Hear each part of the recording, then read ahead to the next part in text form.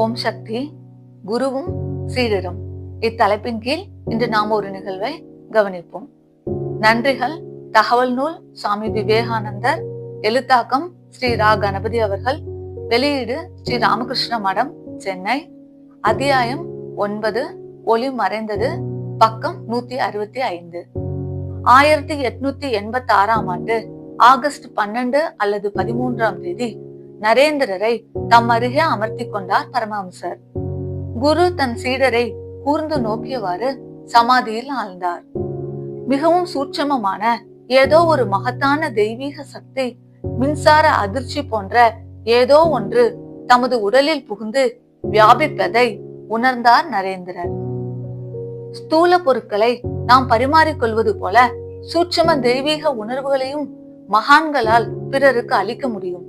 ஸ்ரீ ராமகிருஷ்ணர் தான் பெற்றிருந்த சாதனை பலன்களை எல்லாம் அன்று நரேந்திரருக்கு அளித்து விட்டார். நாம் தற்பொழுது ஆழ்ந்து கவனிப்போம். சூட்சம தெய்வீக உணர்வுகளை மகான்களால் பிறருக்கு அளிக்க முடியும்.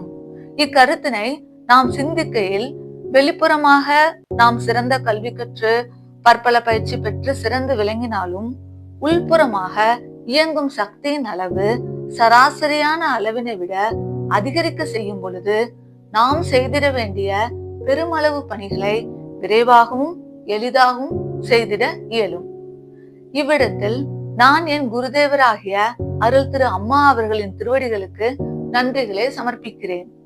மிக சிறிய அளவு தெய்வீக உணர்வு அலைகளை என்னுள் தந்து என்னையும் கருவியாக்கி தெய்வீக அருளை பரவ செய்திட எழுத செய்திட்டார்கள்.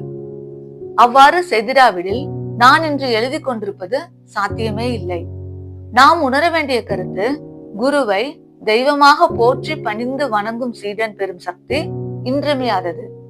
ஆகவே நாம் தெளிவு குருவின் திருமேனி காண்டல், தெளிவு குருவின் திருநாமம் செப்பல், தெளிவு குருவின் திரு வார்த்தை கேட்டல், தெளிவு குருவுரு சிந்தித்தல் தானே எனும் திருமூலர் அவர்களின் திருமந்திரத்தினை நினைவில் கொள்வோம். கவனித்து அறிந்து கொள்வதற்கு நன்றிகள். ஓம் சக்தி.